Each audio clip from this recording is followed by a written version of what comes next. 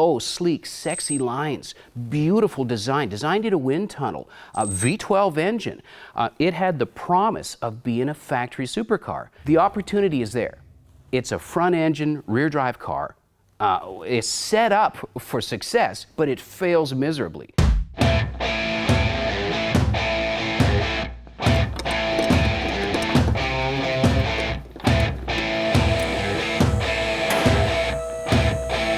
The foundation on this XJS is solid and well designed, so why mess with it?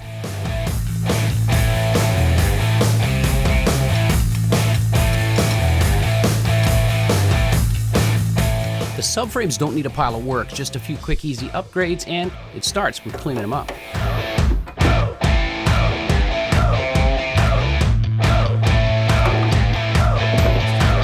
Front is just broken. The front is, it's like it's cast metal, and it's the ear is broken right off. Wow.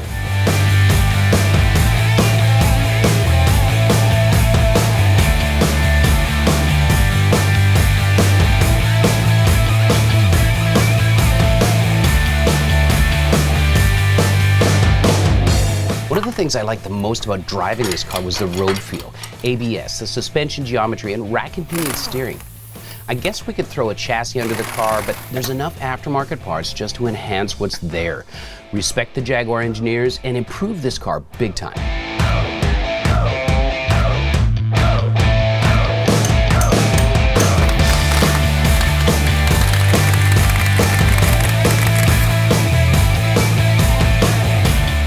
Trying out the new WD-40 Specialist Industrial Strength Cleaner Degreaser. This is a non-aerosol refillable bottle that's safe on stuff like aluminum and glass.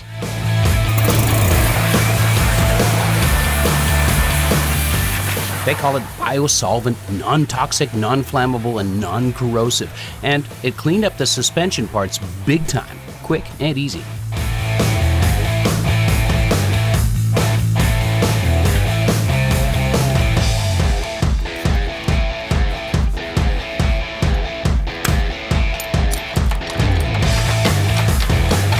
After a quick scuff down, Eastwood 2K Aerospray gives me a strong professional paint job on the subframe that comes from a spray can.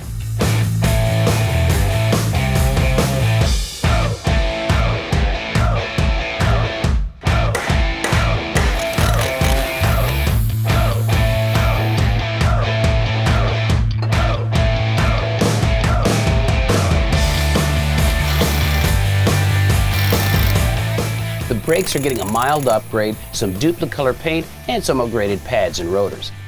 EBC yellow stuff pads and sport rotors. Now the rotors have dimples and slots to improve pad life during hard braking.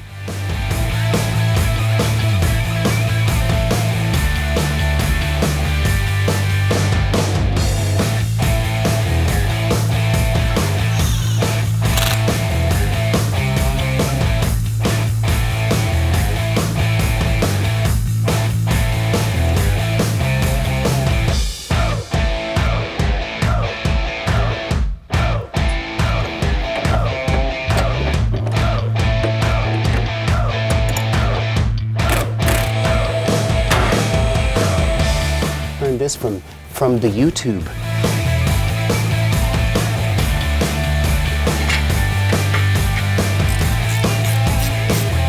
The final upgrade is a set of lowering springs that go in with an interesting homemade tool.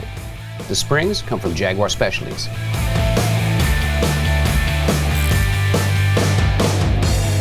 And some QA1 shocks, double adjustable, that will really improve handling, and that's all this car needs to get us one step closer to having an actual factory supercar.